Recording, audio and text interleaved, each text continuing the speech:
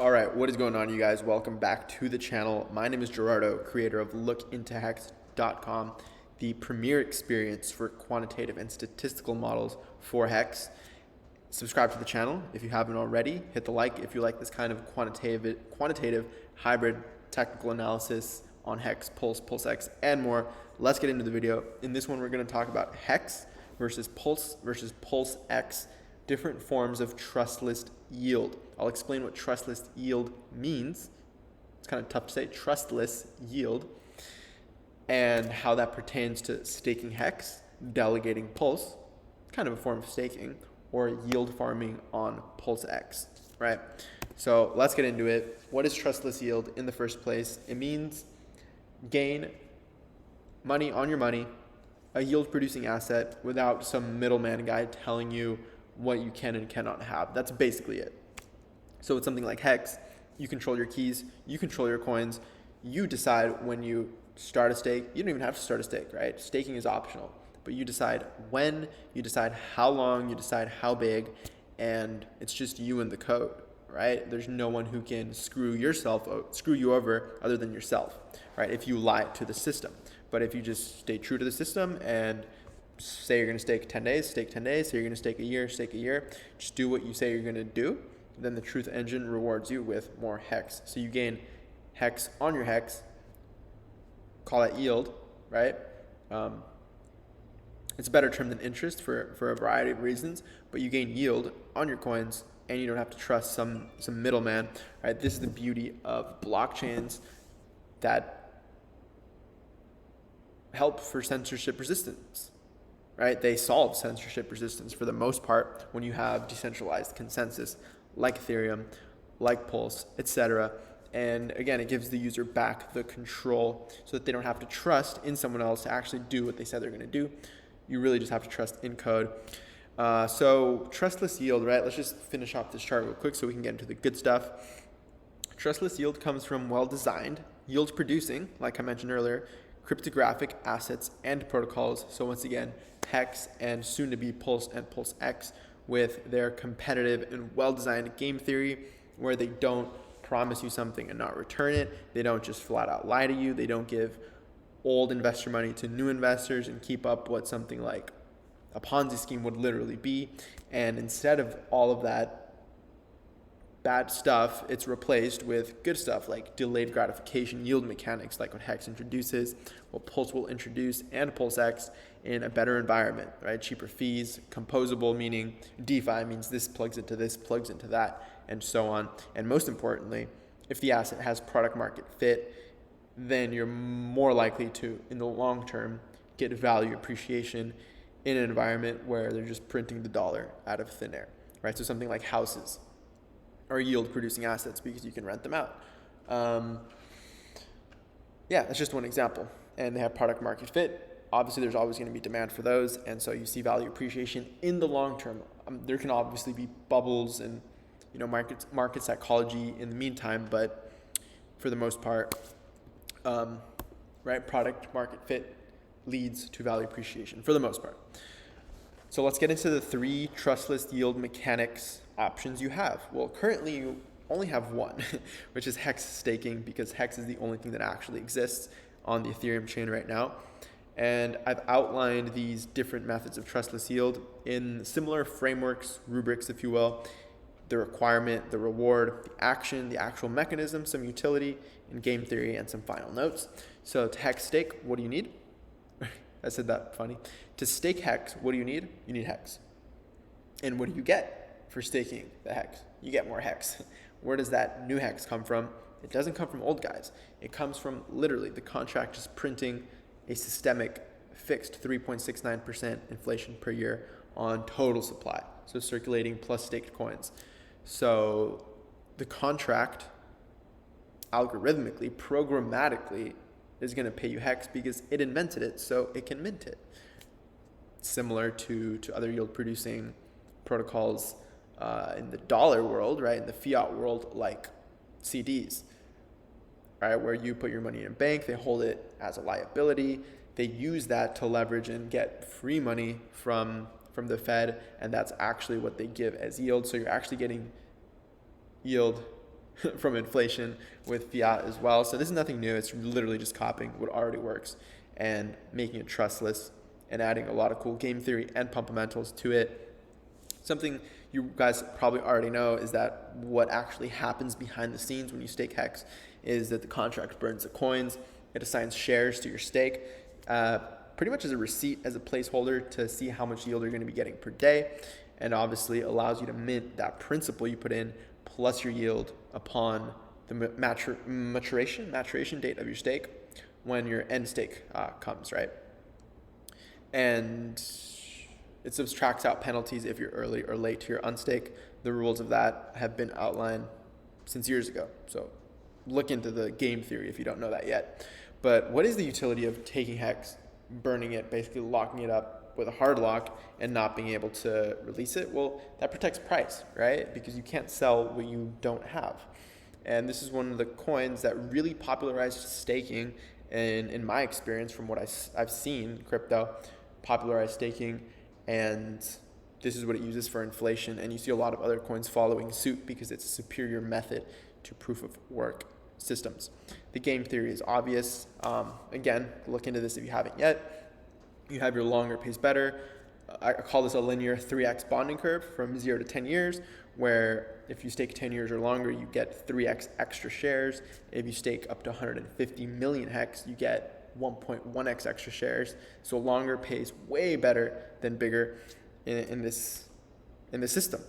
And not only that, you have these cool fundamentals like the HEX per share rate, which I call it a ceiling function because it only increases and it expresses a max ROI in terms of HEX and shares. Again, two things the system created, so it doesn't need like an oracle to go check something and bring it back, right? It literally created HEX, it created shares, so it can keep that ratio in there and always increase it, and so on. You have some cool nuances like the OA, who can influence yield rates with its massive staking or unstaking behaviors.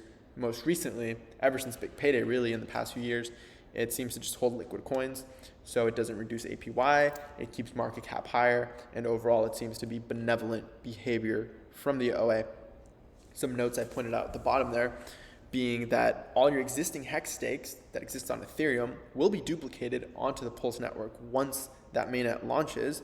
So to the point I was bringing up at the beginning, well, HEX is the only thing that exists right now of these systems, but of HEX staking on Ethereum with your ERC20, you will also be able to stake HEX on Pulse chain with HEX being a PRC20, right? Exact same code, and that's pretty much it. Pulse will be a new environment where you can create these HEX stakes. So out of Trustless Yield, you have HEX staking on Ethereum, you will have HEX staking on Pulse chain, and you will have delegating the native token of Pulse chain itself, PLS. Similar to HEX, when you delegate Pulse, the requirement is the coin, right? It's Pulse. So you stake Pulse, you delegate it, you pretty much choose a delegator, and this is a soft lock, right? Choose a delegator, assign them your coins, it assigns you a fraction of the yield that they're making per day. And where does that reward, that PLS, actually come from? It comes from transaction fees. The incentive for block producers to produce the blocks is the fees, and they don't get all of the fees. 25% of them are actually burned forever to create this design where you have a deflationary coin. But of those 75% of the transaction fees that these validators get, they can offer you variable yield rates.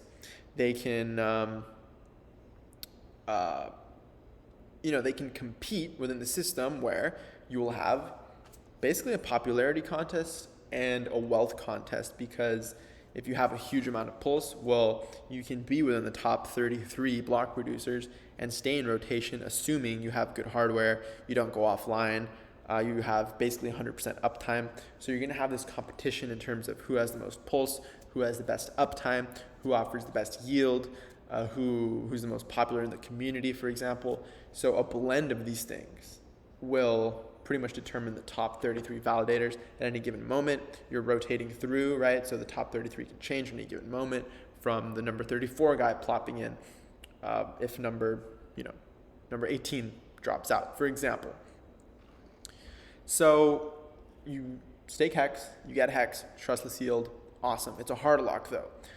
You can delegate Pulse, you get Pulse, awesome. However, from what I'm aware of, right, I don't have too much the knowledge on the exact details of what a misdemeanor is for a validator, or a felony, for example, or the slashing rules even. But from the little I've heard of pulse staking is that you're able to withdraw your rewards daily. Correct me if I'm wrong there, because I've actually been wrong on a few little points in these new projects because they don't exist yet. So I'm not, down in the actual nitty gritty of how exactly everything works, which I'd love to. That's the point I make these videos, is to either illuminate little details that no one had thought of, or bring them out and be like, no one's talking about these, let's figure out what's going on here. So that's the goal, right? To incentivize nuanced conversation in the community. So we have HEX staking, we have pulse delegating, and now we have PulseX yield farming. I have a whole video on this coming up. The file of this cool diagram I set up is actually on my other computer back at home, so it might be a little while. I didn't email it to myself, so it'll be a little while until we can get that one out, but it's good. It touches more on this, on PulseX yield farming, which, what do you need to yield farm PulseX? You need a PRC20 pair, whether that's HEX PLS, right? Technically wrapped PLS, but we don't need to talk about those technicalities. HEX PLS, or PLSX PLS, or HEX bridged in USDC, so HEX EUSDC. So you're gonna have all these pairs, and if you provide liquidity in one of those pairs, I guess we can use HEX Pulse, for example, then your reward will be in HEX and Pulse, right? It'll be 0.22% of all swaps in terms of the PRC20s you are getting, and you will also be getting this inflationary liquidity provider token. It's a new token. We're just going to call it I for now, for an incentive token. But for example, if you provide HEX Pulse liquidity, you will gain a little bit of HEX and Pulse as fees come through. And you will also gain this new inflationary token, which I'm just calling I in this case. So that's pretty cool. And yeah, this is what I wanted to get to down here. I'm already thinking about this, but let's be organized here and say, okay, you need a PRC20 pair. You get rewarded in the pairs you put in. So those are the similarities, right? Stake HEX, you get HEX. Delegate Pulse, you get Pulse. Liquidity provide a PRC20 pair, you get those two PRC20s, plus an extra token, which is kind of cool. So if you, technically you can make a pool with the incentive token and Pulse, for example. So you would be getting the incentive token and Pulse just for being the PRCs, and then you'd also get the incentive token because that's just always added. So there will be a lot of interesting plays, a lot of pools you can liquidity provide for. You simply create an LP position in the PulseX AMM contract, which, like I mentioned, allows you to earn your share of all the LP fees and allows you to mint your rewards upon exiting your liquidity position. To mint the LP token rewards and actually receive the right to pull out the actual PRC20 rewards. The game theory there is pretty cool for the guys who sacrifice for freedom of movement, freedom of assembly. PLSX holders, they'll get to vote on these yield rates, interestingly enough. And I've heard, right, allegedly, they'll be able to vote on the token inflation rate of this token I as well, this LP token, this incentive token. So they'll have voting power in the DAO, the decentralized autonomous organization that will exist. And again, they'll be able to choose these yield rates and the LP token inflation rate, allegedly. And there's interesting speculation on a few logical thought processes, which Michael Morton actually pointed this out for the first time to me, saying, look at the majority of PLSX sacrificers, the PulseX.com sacrificers. The majority of those guys hold HEX. You can see clearly that HEX is the majority of what's been sacrificed. So if majority PulseX holders are HEX holders, wouldn't they incentivize pools, given that voting power, incentivize pools that have HEX in it? And the answer is probably, assuming people act in their best interest. And so you have pools that might potentially be incentivized the most. Like we hear talks of the HEX EHEX pair, because the deeper the liquidity on that pair, I think the more likely it is that you find price parity between HEX ERC20 and HEX PRC20. Don't mean to get too deep in here. I don't want to lose you guys. But something else that's interesting is that pairs like HEX, EHEX, for example, if liquidity does get very deep and does bond those prices, well, based on the way impermanent loss works, if you're just going back and forth between two things that are very similar in price, very similar to providing liquidity on, say, USDC DAI on that pair, because you assume they're going to be similar price or close to the majority of the time. Therefore, you're only really gaining fees, and impermanent loss is basically zero, assuming the peg doesn't break. Now, there is a scenario where if the peg does break, the way impermanent loss works means you'd end up with a majority of the broken peg stable and less of the actual holding peg stable, which is a risk of providing on